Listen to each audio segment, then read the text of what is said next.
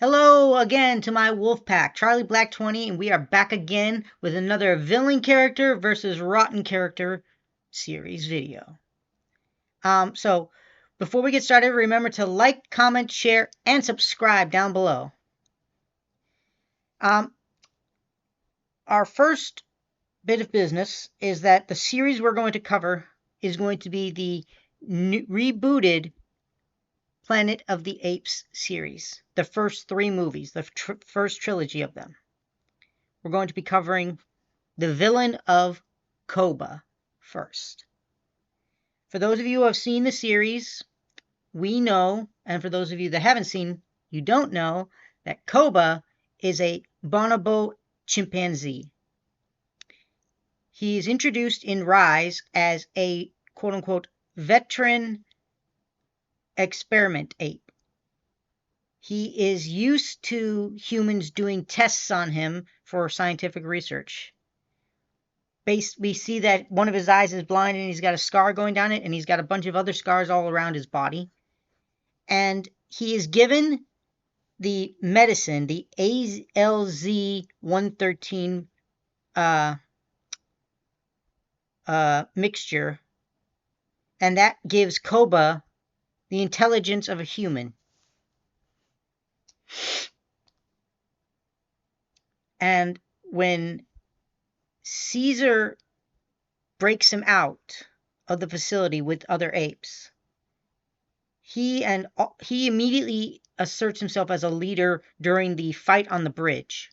He takes the apes up the bridge and down it, and they launch the attack on the police and other deputies down there and succeed in driving them away. When Stephen Jacobs, who will also be covered in this video, when he is begging Caesar to save his life, and Caesar pulls his hand away and gives Koba a nod, we see him come into the picture, use his foot to push the remains of the helicopter with Stevens in it over the edge of the bridge and into the water. Then we see Will's character, played by James Franco, who is Caesar's quote-unquote father, trying to find Caesar in the woods, and he gets hit by Koba from above, and Koba is about to attack him. Caesar stops him and saves Will's life in that moment. And then we move into Dawn of the Planet of the Apes. For the next 10 years, it has been 10 years since the apes escaped, and the ALZ-113 medicine, it turns out that while it makes apes smart, it is deadly to humans. It becomes a virus that is spread across the globe. And for 10 years, and almost for those 10 years, the humans have become less and less of a problem for the apes until they've basically not seen any of them for about 8 years. And Koba has become like a brother to Caesar, who is the leader of the apes. He is brave, charismatic. He protects apes when they're in danger, especially Caesar. He comforts Blue Eyes, Caesar's son, for making a mistake. When the humans show up for the first time and they see them, that they've just shot another ape, only Caesar and Koba are the ones to use human language to tell them to go. They literally say go. Only Caesar and Koba use words.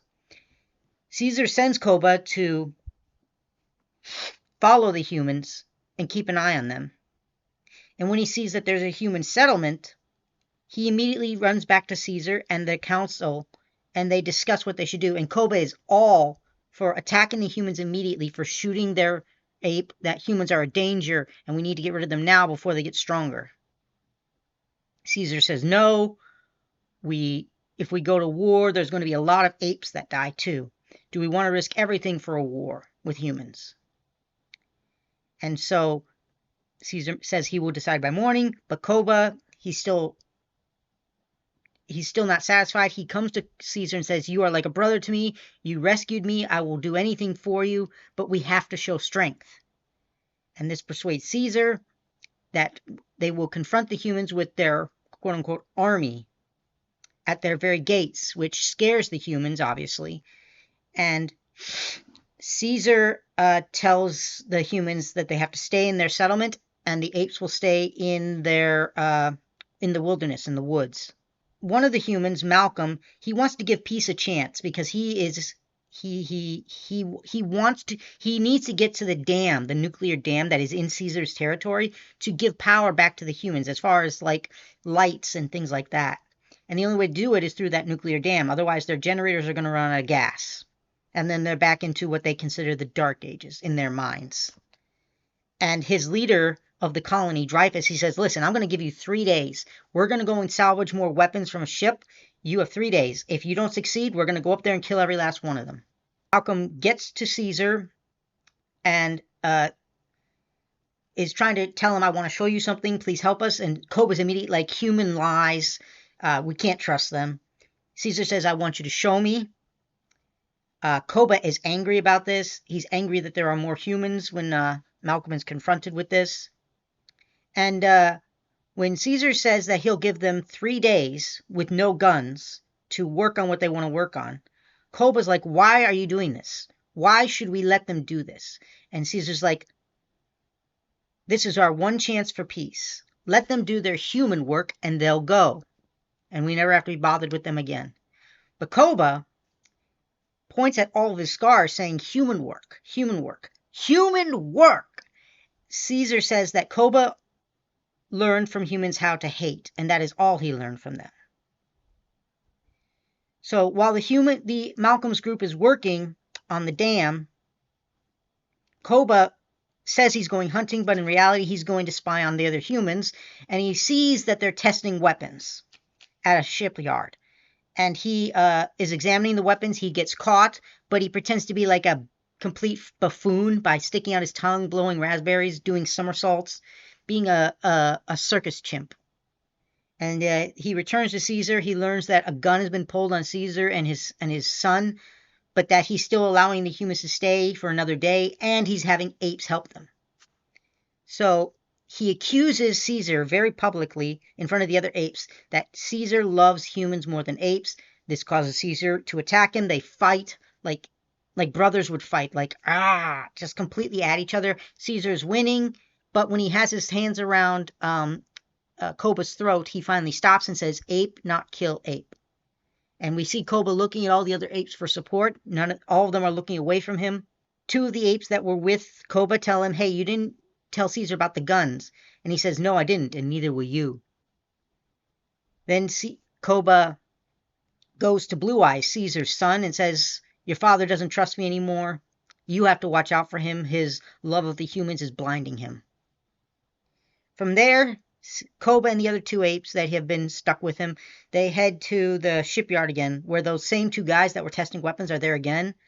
And Koba again pretends to be like a circus ape, and these guys are kind of wary about him, but they're like, hey, he's pretty dumb. He's an ape. So they actually give him some alcohol to drink, which he takes the whole bottle from them, slurps it down, and then spits it right in their faces, which they're like, oh, God. And then as he's moving around, he gets a hold of one of their machine guns, one of their rifles. And they're like, oh, wait. Easy, buddy. And then their guard goes down for just a second, and then bang! A flurry of bullets hits one of them. The other guy's like, no. And then bang. And you can see the enjoyment on Koba's face in that moment of like, yes, I just did this. We see Koba again at the human car where their engineer Carver, the a-hole, Koba pulls him out of the car and beats him to death. And then he takes Carver's lighter, Carver's hat, goes to the ape sanctuary, the ape home, has one of the other apes light it on fire, goes to the bottom of the hill where he can get a clear line of sight on Caesar, who's up there. Caesar looks down, sees him, thinks it's Koba, his brother. Koba raises the gun and bang, shoots at Caesar. And Caesar falls. And then with fire spreading all around and the humans running away, Blue Eyes finds the gun and the hat, which Koba left behind, and says, human gun. Koba runs through, jumps to Blue Eyes and says, "They have killed Caesar. Humans kill Caesar. Get them. Don't let them escape. We go to war." He then leads all the he tells the females to stay in the forest, takes the warriors, goes down to the shipyard where a few humans are testing guns still. They overrun them and they steal the weapons. The leader Dreyfus of the human colony, him and his people are celebrating the return of the lights. He's having a moment with the iPad with his kids' pictures that are obviously gone when the alarm sounds about the apes attacking. He leads his people in the defense as Koba, showing great courage and great charisma and abilities and physical courage, helps his apes overrun the humans' defenses, including a great cinematic scene of him holding 2 machine guns on horseback, firing them as he drives through the fire on horseback. When they break through, Koba gives the order to capture as many of them as they can. And then when one older human is defending what looks to be his wife, using one of those, a pole of some kind, Koba gets behind him, grabs the pole, forces him on his knees, and he tells Ash, the ape that had been shot earlier, who had been healed, he gives him the pole and says, "Kill him. Make humans pay." And Ash, with sign language, says Caesar wouldn't want this. And Koba puts his arm around him, around his shoulder. Then he drags him up the stairs, lifts him up, and throws him over the balcony, killing Ash. And he says, "Caesar, gone. Apes, follow Koba now." And he then, as a bunch of human prisoners are shuttled into cages and stuff, he yells to them that they are going to know what life in a cage is like. And he's also rounded up anybody who he felt was too loyal to Caesar, like Maurice and Rocket, Ash's father, and a bunch of others, and locked them up in a bus with chains. But Blue Eyes rebels, finds out his father is alive, that Caesar is alive, and that Koba betrayed them. And so he helps orchestrate the escape of the Caesar loyalists and the humans who have been captured, so that Caesar can confront Koba himself with his loyalists. Koba is having none of it. He tells Caesar that apes don't follow him anymore, they follow Koba. And Caesar says, "You lead apes to war." Koba says, "We win the war. Apes together, strong. Caesar, weak." And when Caesar says, "Koba, weaker," giving a nod to the gun that Koba's still holding, Koba throws it away and attacks. And they start to fight like mortal enemies. And Koba keeps saying that he's fighting for Ape, that Caesar loves humans, but Caesar responds back, "You killed apes. Koba fight for Koba only. Koba belong in a cage. Trusted you like brother." And Koba fights and fights, but when the tower gets blown up by Dreyfus, as a last act of defiance, Caesar immediately starts rescuing as many apes as he can from the wreckage, while Koba takes a nearby gun off of a hurt ape, leaving him to die, and starts just shooting at Caesar, killing any ape that gets in the way and wounding a bunch of others. This forces some of the apes, Blue Eyes, Maurice, to throw a bunch of pipes at Koba when he starts shooting at them and hits Maurice in the head, which is lucky didn't kill him.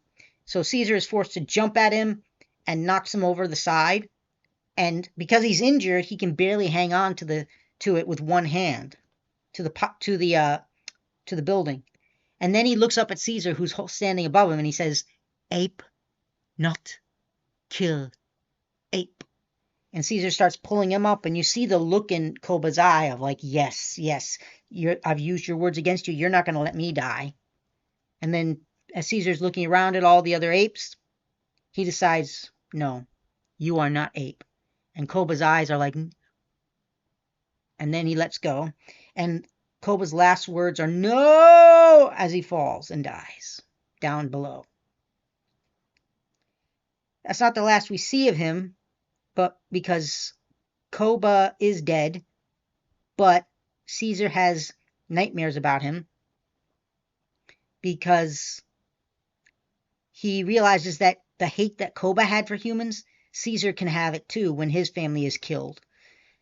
And also that some of Koba's followers had fled and joined the humans to escape punishment, or because they just believed Caesar was too weak.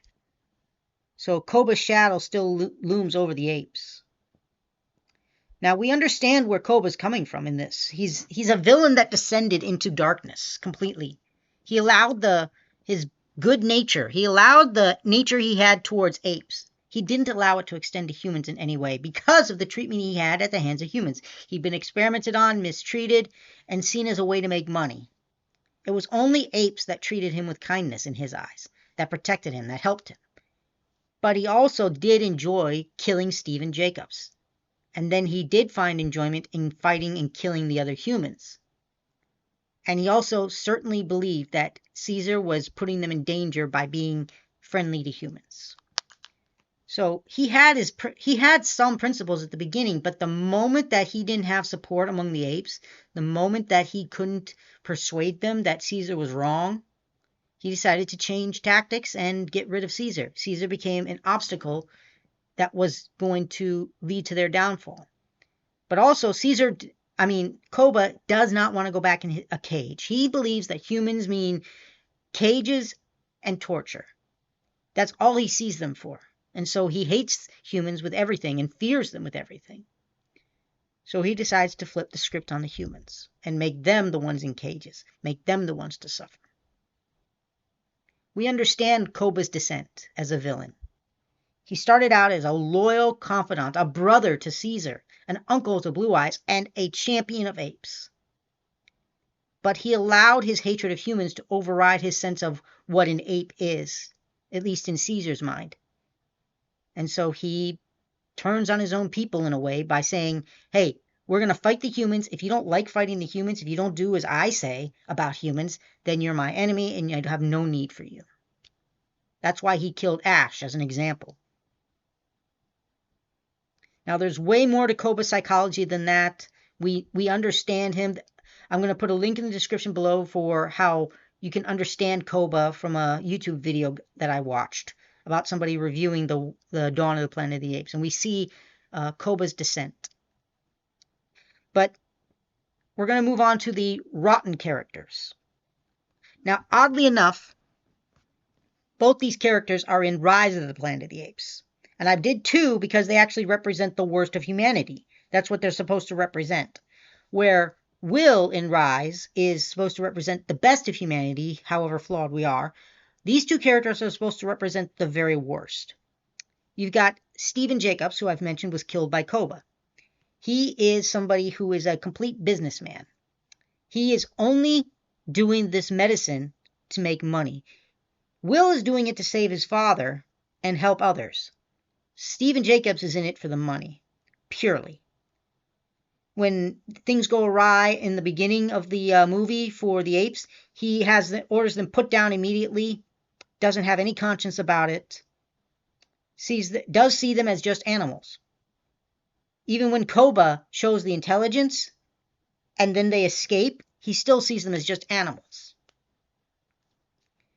Even though he does beg for help at the very end from them. When he sees Koba and he's pushed over the edge, he screams, "Stupid monkey." And we understand he's being, I don't know how you'd put it. He's being a human supremacist in that moment, I guess. But basically, Stephen Jacobs is supposed to represent the greed and the indifference towards life in general, especially animal life when there's money to be made. So we understand him as a character. He's just a rotten businessman. He follows the rules towards humans, apparently, but he has no care for the animals, for the apes, even when they become intelligent. And when they do become intelligent, he only sees them as a way to enrich himself. The other character in Rise is Dodge Landon. Now, his name is interesting because of the original films, but we won't go into that now. But Dodge Landon, played by Tom Felton, who played Draco Malfoy, he is the stereotypical angry young man who hates what he's doing at the ape sanctuary. He's only there because his dad gave him a job. He abuses the apes every chance he gets. He shows no mercy. To other humans, he's only good to those that are, the ones that you say, these are people going nowhere. You could say that Dodge Landon is just an angry young man going nowhere. The only person he seems to listen to is his father, who runs the sanctuary. But he abuses Caesar, he abuses the other apes, and he enjoys doing it. He uses a fire hose, he uses a tranquilizer gun, and he uses a cattle prod, an electric cattle prod. So he makes life for the apes miserable. Even when Will comes to collect Caesar, you can tell he's not happy about it. But when Caesar closes the door, you can see the glee in his face and his movements when he grabs the leash out of Will's hands. That, oh, this guy's staying, I get to torture him a little more. And